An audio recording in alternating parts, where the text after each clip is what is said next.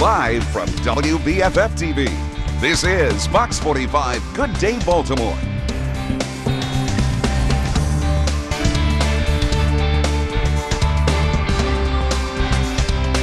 Facebook, a great way to connect or a great way to cheat? Facebook and other social media can become the breeding ground for infidelity. Relationship expert Dr. Pattyann is here to tell us all about that. Good morning. Good morning. All right, so many people on Facebook these days, it kind of seems inevitable that this could be the way it's going, but how bad is it? It's bad. It's bad. I would say in the last 5 to 7 years with my work helping people as a relationship expert, the rate of infidelity that has been initiated because of social media, specifically Facebook, has probably quadrupled. It's absolutely amazing. And so why is that? How is that happening? Because everybody that's on Facebook is not on there looking to do something inappropriate. Well, that's the danger. People go on Facebook without intending to start a relationship, and happy people and happy relationships end up having affairs because the boundary between a friendship and intimacy gets blurred over time. And there's something very safe about being anonymous, even though the person is your friend, where you will share confidences and secrets with somebody that perhaps you used to share with your spouse that you no longer share with them, and then the relationship starts. Right, so it's a very friendly thing at first, and then the more you do that, it just escalates. All right, so how do you avoid that? What are some things that you can do to have friends, but not let it get to that next step? Okay, great question. There's 3 ways that you can avoid it. One is when you accept a friendship or you invite a friend of somebody of the opposite sex, especially an ex-college sweetheart or an ex-high school boyfriend, even high school, let your spouse or your partner know. Yeah, so good idea. If they're aware, that's important. Secondly, let them know everything, let them see everything that you write and everything that you might say. Because if you know that your spouse is going to be seeing, hearing, or reading what you're doing online, it will really keep you honest, and it will avoid that temptation of going into that intimacy phase. Okay, and we are going to get, I'm sure, a lot of calls about this. So we're going to keep you around, Dr. Pattyann, because we've already gotten a lot of Facebook questions. So to read more about Dr. Pattyann, though, you can log on to our website, foxbaltimore.com/mornings. And if you have questions about relationships, whether it's about relationships on Facebook or anywhere else and however else, Dr. Pattyann is going to answer your calls in just a few minutes. She'll be back later this hour. So send us a tweet at Fox Baltimore or post a question on our Facebook page, facebook.com/FoxBaltimore.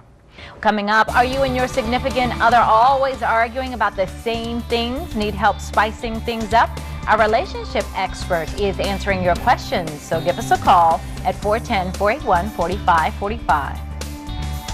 Well, coming up, need help with your love life? We can help. Our relationship expert is answering your questions coming up next. So give us a call at 410-481-4545, or you can post your question on our Facebook page, facebook.com/FoxBaltimore. And of course, you can always send us a tweet at Fox Baltimore. 9:48 is the time. You're watching Fox 45 Good Day Baltimore.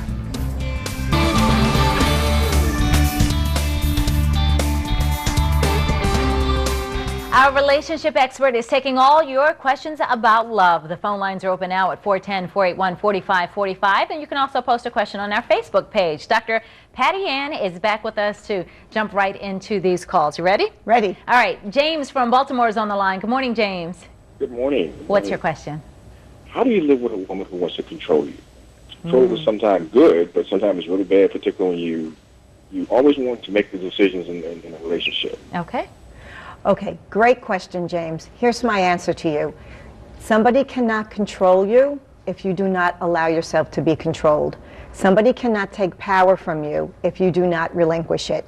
So that should answer your question. So he's got to get back in control of himself, sounds That's right. like. All right, James, good luck with that. Julie in Baltimore is on the line. Good morning, Julie. Good morning. How are you this morning? I'm good. How are you? We are great. What's your question? Well, my husband and I have been together for 15 years, and we have a great relationship.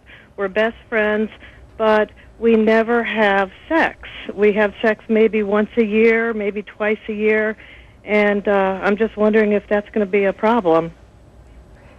Yes. Cut right to the chase there. You can't have an intimate relationship if you don't have an intimate sexual relationship, because what will happen is after time, somebody else will come in and fill that physical intimacy need that both of you have.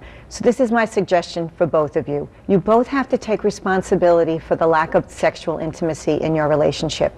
Do not wait and do not expect it to fall on your husband and assume that he is the one that has to always initiate. So assuming that you're very busy like everybody is today, prioritize your relationship, get out your calendars and schedule it.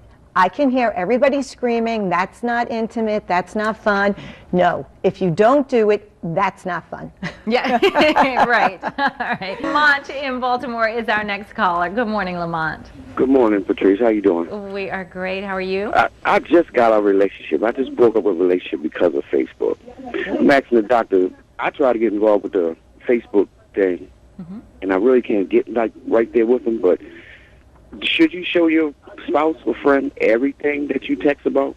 Because I'll be looking on the other side and be like, what are you texting? What are you texting? So, you know. That's an interesting question. I mean, because, yes, should they be able to see all the things that you are saying on Facebook? Should they be able to see what's in your phone? I mean, should there be that much open communication between two people? Okay, I just want to be clear. The caller, you were the one that was cheated on? Your partner was the one that cheated on you through Facebook, or you did the cheating? I believe he was the one that found out that his girlfriend was cheating on Facebook, so now he's questioning how much in future relationships he should know about their Facebook stuff. Okay, all right. So really what this is a question of is, this is a question that speaks to the core of every relationship, and that is trust. What I would suggest that you do is, as I mentioned earlier on the segment, let your partner know that you are friending somebody that is of the opposite sex and you are engaged in a relationship, innocent enough as it is. And then just leave it open so that the person can have access to it, which is not to say that they should be over your shoulder reading every single thing that you are writing and or saying. That is controlling, and clearly then there's a trust issue. But if you have open access, if you will, yes, let your partner see it. If they're wondering what you're doing, say, hey, I'm just talking about this. But as long as you're not sharing confidences, sharing secrets, it should be fine, as long as your partner knows you're having the relationship online. Okay, let's get to one Facebook question really quickly. Nicole says, when meeting a person from the paid dating sites, how long should we chat through emails and phone before we actually meet each other in person? And we have about 20 seconds left. Great question, and I was just speaking with somebody about this last night.